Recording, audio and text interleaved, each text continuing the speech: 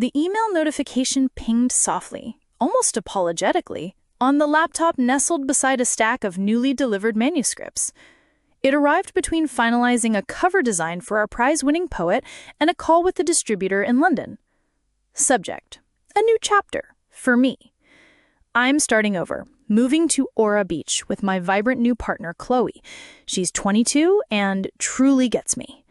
I've liquidated our shared investment portfolio. Seemed the cleanest way. No hard feelings, eh? My fingers didn't tremble as I scanned the words. My voice remained even as I instructed my assistant, David, on the finer points of the new typeface for the poetry collection.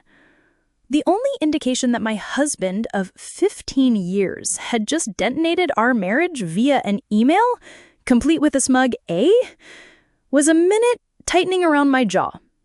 I waited until David left, the scent of fresh ink and artisanal paper from the proof still lingering, before I typed my reply. Best of luck. My name is Lena, and at 40, I'd just been handed the most offensively casual dismissal conceivable. But while Victor was likely preening, imagining my devastation over his grand departure, I was methodically closing down my files for the day at Epilogue Press, my independent publishing house. The clues had been accumulating for months. The hushed late-night calls he claimed were international market discussions that never correlated with his expense reports, the abrupt encryption of his personal laptop, the sudden obsession with high-intensity spin classes and clothes far too young for a man of 47. 4 months ago, I discovered a booking for a private dining room for 2 at a ridiculously hip new restaurant on a night he'd supposedly been networking at a finance conference. That very weekend, I'd established a new trust for my personal assets under a separate legal entity.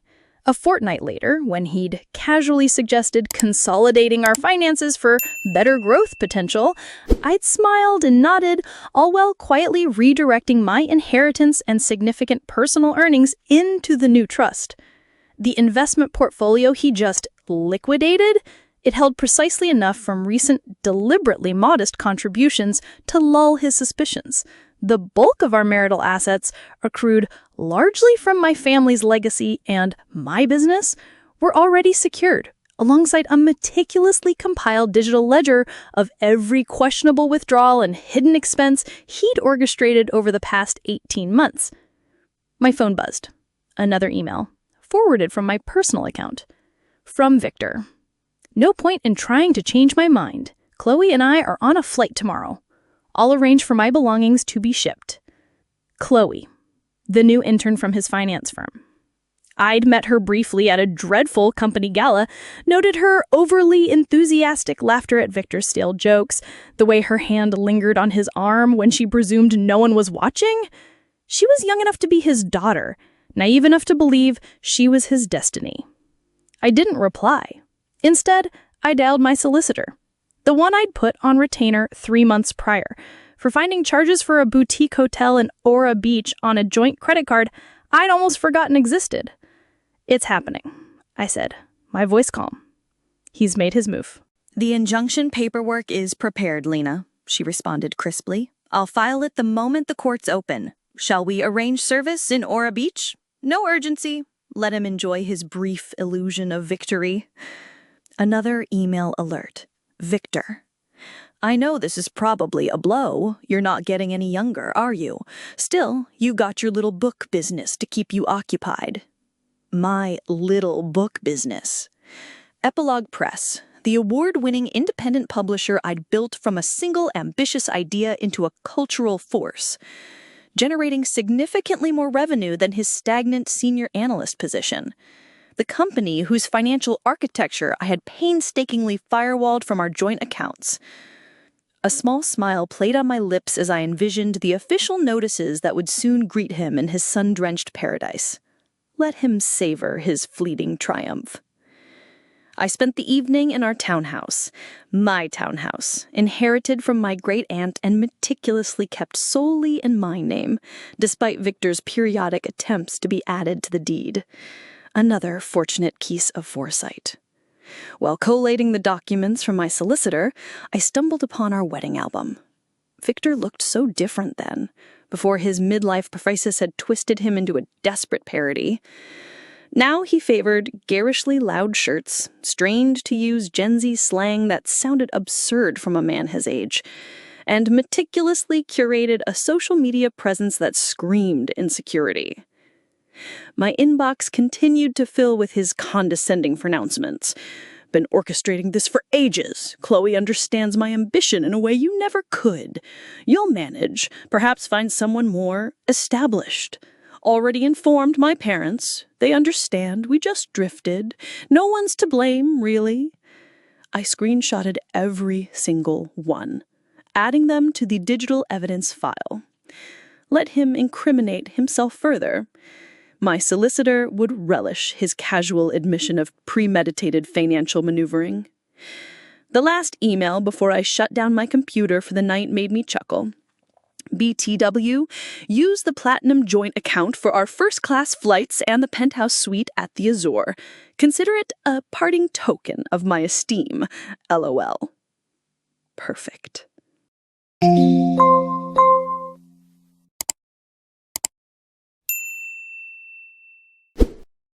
I immediately called the credit card company. Lena Petrova speaking. I need to report unauthorized transactions and cancel a card, effective immediately. Certainly, M. Petrova. Can you specify the charges? 2 first-class tickets to Aura Beach, booked today, charges at the Azura Hotel, and I need to remove Victor Anderton as an authorized user. Do you have any supporting evidence for the unauthorized claim, M. Petrova? Email correspondence from my husband, Mr. Anderton, admitting he utilized our joint platinum card to finance travel with his associate after draining our shared investment account. I can forward the entire thread.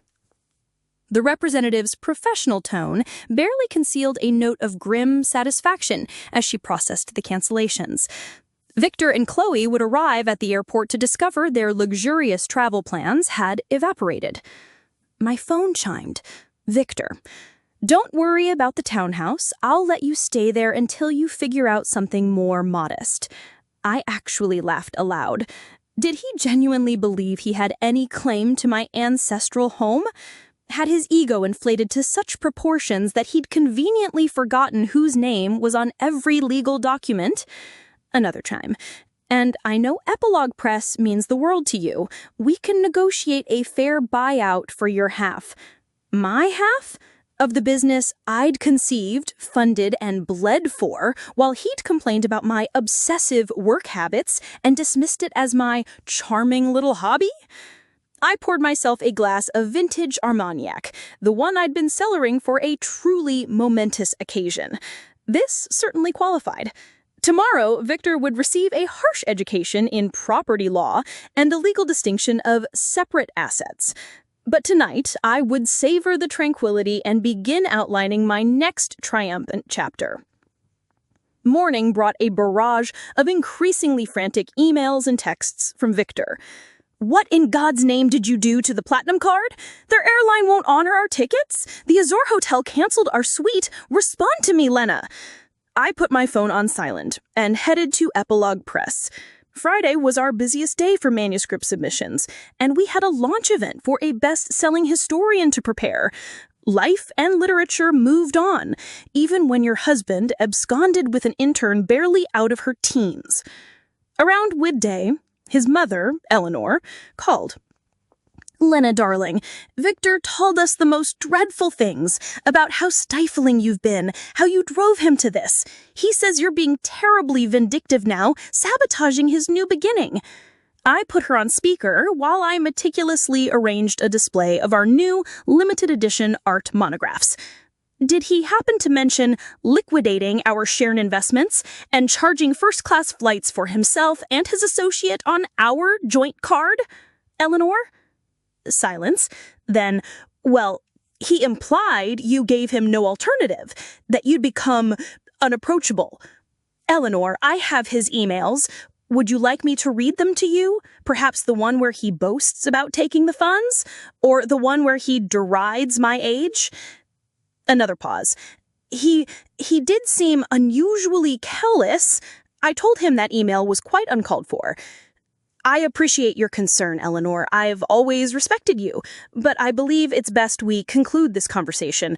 My solicitor has advised minimal contact with Victor's family during the upcoming proceedings. Proceedings? Already? Goodbye, Eleanor. By late afternoon, Victor's sister, Caroline, was fervently circulating family theories through mutual acquaintances. Apparently, Victor and Chloe were stranded at a dismal airport motel, their Aura Beach fantasies indefinitely postponed. He'd attempted to use his personal credit cards, only to find them maxed out for months. Another financial red flag I'd dutifully noted. My solicitor called with an update. The emergency injunction hearing is set for Monday, given his emailed admission of liquidating the portfolio and the documented credit card misuse. We're in an exceptionally strong position to freeze all remaining traceable assets. Has he been served the papers yet? Not yet, but they'll reach him at his charming new motel residence. Speaking of which, his companion's rather public social media feed is proving to be a treasure trove of evidence. She's been chronicling their spontaneous adventure all day, including some rather disparaging comments about you. I smiled, thinking of my own comprehensive documentation. 18 months of suspicious bank transfers, hotel bookings, and emails that clearly demonstrated premeditation. Victor had been so fixated on his grand escape, he'd never once considered I might be observing, waiting, preparing. My phone buzzed with another text from him. You think you're so clever, Lena, but I backed up all of Epilogue Press's financial data. Half that company is mine by rights. I calmly forwarded the text to my solicitor, adding it to the burgeoning file of Victor's blunders. Let him learn about intellectual property, separate business entities, and the folly of underestimating a well-prepared woman. Sometimes the most satisfying victory is simply being 2 steps ahead. The emergency hearing on Monday was everything I could have hoped for. Victor appeared in his new, carefully curated, youthful attire, designer trainers that looked absurd with his suit, and a jacket that screamed desperate. Chloe loitered outside the courtroom, her youth starkly apparent under the unforgiving fluorescent lights. My solicitor, Ms. Albright, presented our case with surgical precision. Victor's boastful emails about the liquidated portfolio, the fraudulent credit card charges, his documented history of siphoning funds for undisclosed expenses. Each piece of evidence had been painstakingly gathered over months of silent vigilance. Your Honor, Victor's hastily appointed lawyer stammered, my client concedes to some impulsive choices, but Ms. Petrova's response has been disproportionate and punitive. Punitive, Ms. Albright countered smoothly, or perhaps prudent. My client took steps to protect her independently acquired assets and maintained meticulous records of her husband's increasingly erratic financial behavior. That isn't punitive, Your Honor. That's astute. The judge reviewed my documentation. The deed to the ancestral townhouse solely in my name. The incorporation documents for Epilogue Press established years before the bulk of their joint assets were even a concept and clearly in my name alone. The carefully delineated separation of business and personal finances that Victor had always derided as unnecessarily complicated. Mr. Anderton, the judge addressed Victor directly, his voice stern. You admitted via electronic communication to deliberately liquidating a shared investment portfolio and utilizing jointly held credit facilities to finance a trip with your associate. Do you contest this? I was merely trying to expedite separation.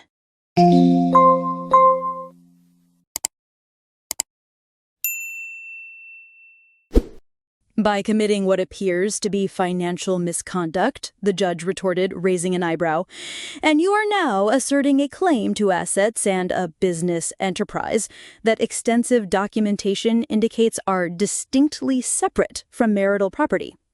The business grew substantially during our marriage, Victor's lawyer interjected weakly. My client's support was integral. Epilogue Press was established and profitable long before certain marital assets were commingled, Ms. Albright cut in, and Miss Petrova maintained an unwavering firewall between business and personal accounts throughout their union. We have detailed records of every investment, every royalty, every penny. I watched Victor's face as the stark reality began to dawn. He'd envisioned this as a simple smash and grab, drain the accounts, elope with his young conquest, perhaps extort a tidy sum from my little book business in the divorce. He'd never bothered to comprehend my insistence on financial autonomy, had dismissed my methodical record-keeping as a peculiar quirk. The court finds compelling evidence of financial impropriety, the judge announced, his gaze fixed on Victor.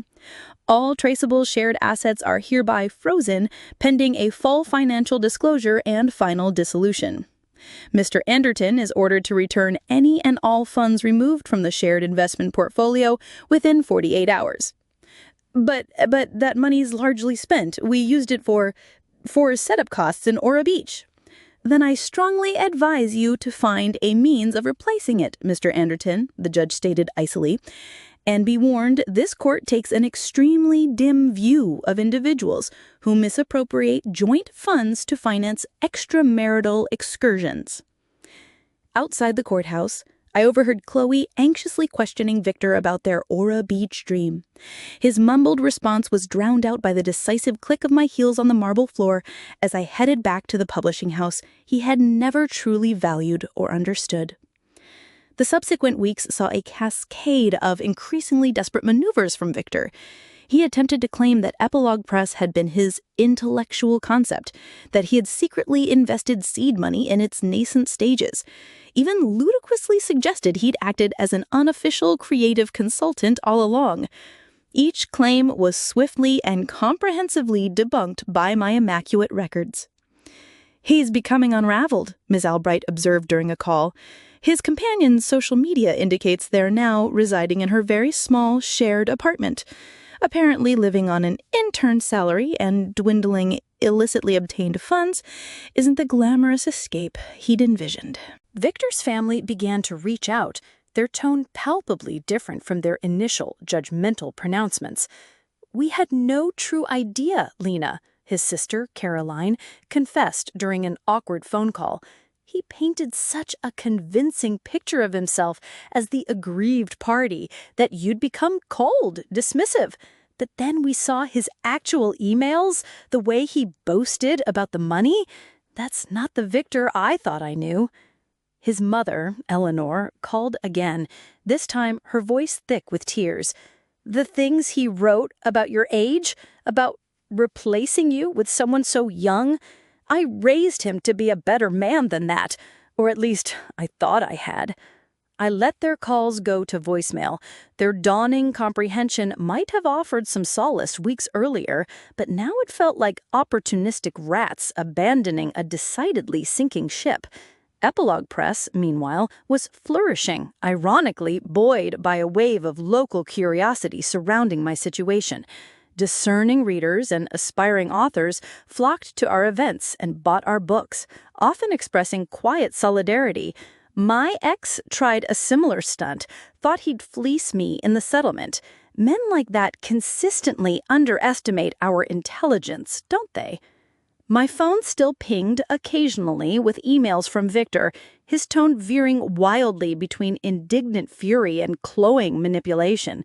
"You've destroyed my future. I never intended this level of acrimony. You'll regret this cold-hearted vendetta.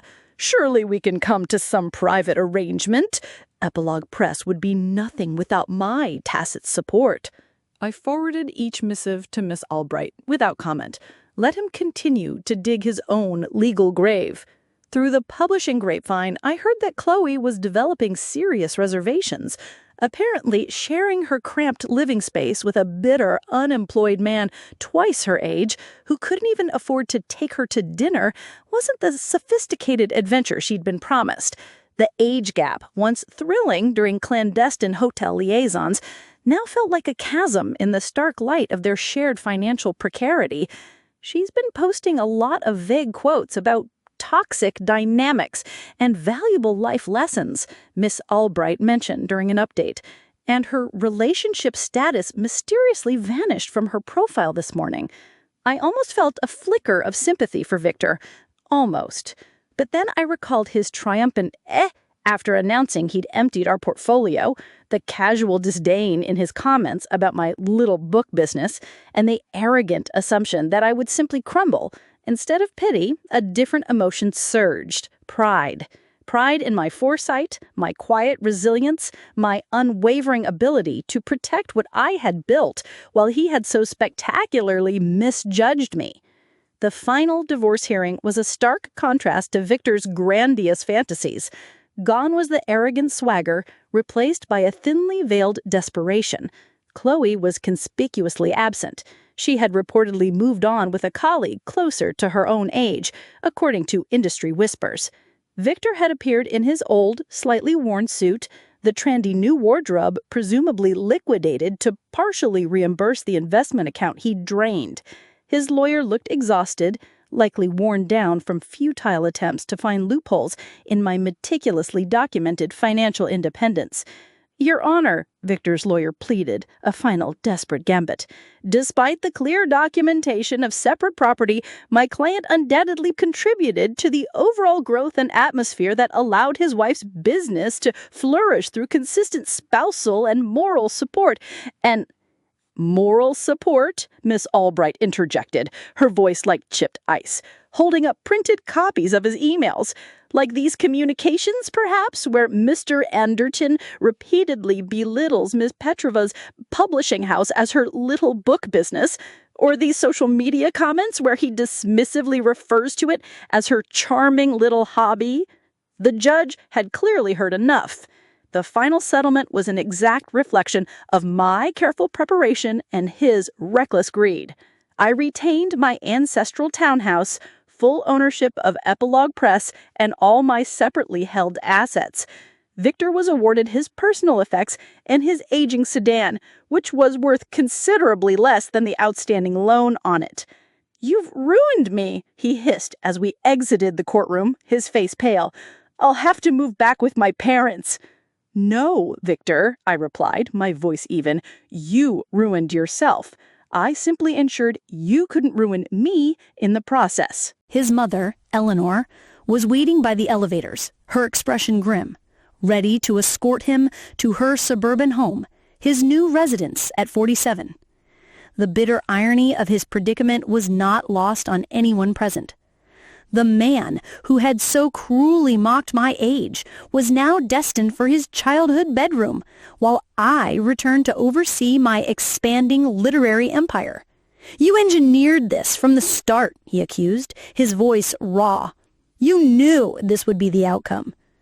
"No, Victor," I said, pausing at the doorway. "I merely paid attention. And unlike you, I always understood the profound value of keeping impeccable records." Eleanor stepped between us, her voice firm. "That's quite enough, Victor. You've brought sufficient embarrassment upon yourself for one lifetime."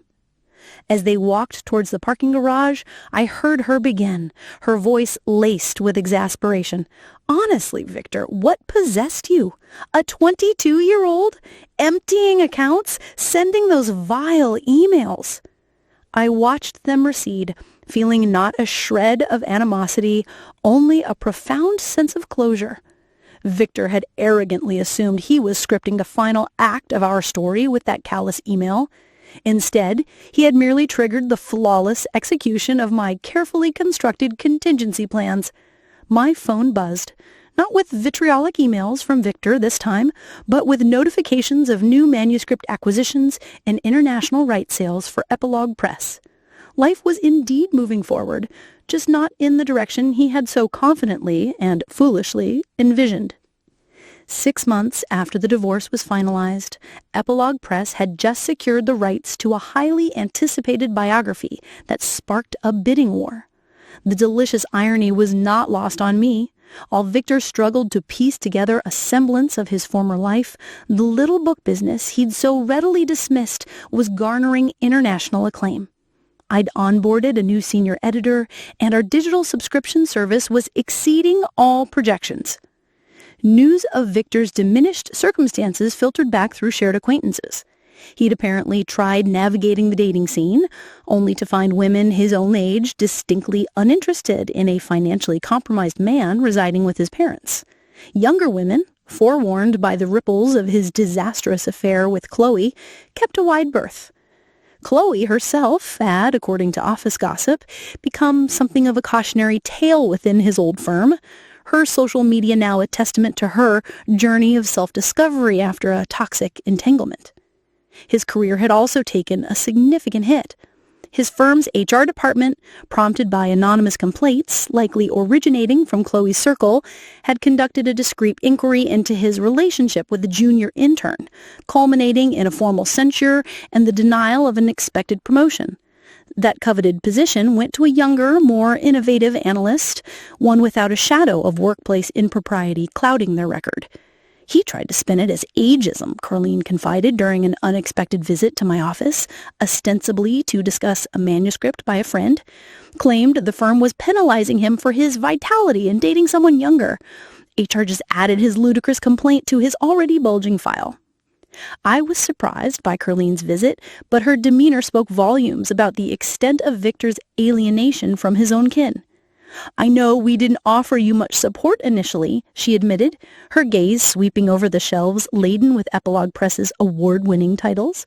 "He was always so adept at playing the martyr, but observing his conduct through all of this, his utter lack of accountability, I am deeply ashamed we ever took his side." Miss Albrecht kept me apprised of Victor's futile, ongoing attempts to challenge the divorce settlement. Each petition was summarily dismissed, his assertions of unfair distribution refuted by the mountain of evidence detailing his own financial malfeasance. He actually had the audacity to argue that his email about liquidating the portfolio was merely a poorly judged jest, she informed me, a note of amusement in her voice. The judge dryly inquired if adding LOL somehow negated the act of theft. The success of Epilogue Press brought with it an unexpected form of validation. Prestigious literary journals and business publications wanted to feature my story, not as a woman scorned, but as a discerning entrepreneur who had astutely safeguarded her creation. Emerging publishers and writers sought my counsel, particularly on the wisdom of maintaining distinct business and personal financial structures. "The most robust shield is meticulous preparation," I advised one young novelist whose sharp intellect reminded me a little of Chloe before her ill-fated detour. "And always, always trust your foundational instincts." Eleanor, Victor's mother, called sporadically, usually after he'd embarked on some new, ill-advised venture. He'd apparently dabbled in high-risk crypto schemes, hoping for a miraculous financial recovery, then became briefly entangled in a dubious online marketing platform that promised instant wealth. Each desperate attempt to recapture his former lifestyle only mired him further in debt and despondency. "I simply do not understand where we erred so profoundly with him," she lamented during one conversation. "His father and I extended an offer to help him enroll in a retraining program to get back on a stable path, if only he'd accept responsibility for his choices. But he remained steadfast in blaming everyone else. You, Chloe, his former employers."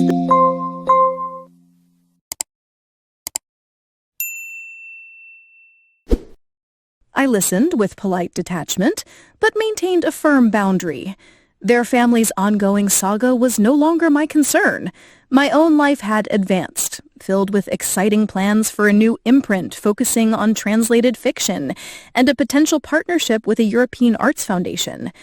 The sole tangible reminder of Victor's impact was a small, framed printout tucked away in my desk drawer, his final, dismissive email. "Have fun with your little book business. At least it'll keep you occupied in your old age." Beside it now sat the Independent Publisher of the Year award. Sometimes the most eloquent rebuttal is simply to excel beyond all expectation. 1 year after the divorce, I hosted a gala celebrating Epilogue Press's 10th anniversary. The event drew luminaries from the literary world, and the narrative eagerly reported by cultural correspondents wasn't about my failed marriage, but about a visionary publisher celebrating a decade of influential work. Victor's betrayal had become a minor, almost forgotten subplot in my broader story of success. During the reception, Chloe unexpectedly approached me. She looked more composed, her youthful energy now tinged with a newfound maturity.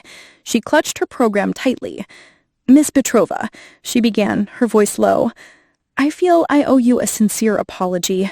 I was naive, and I believed everything Victor told me about you being demanding, unsupportive of his ambitions." She trailed off. I continued to survey the bustling room, a quiet smile on my lips. "Those weren't ambitions, Chloe. They were escape hatches. There's a fundamental difference." "I understand that now," she admitted, a flush rising on her cheeks. He tried to move into my tiny flat when the accounts were frozen. He genuinely believed my place was just a temporary inconvenience before his real plans materialized.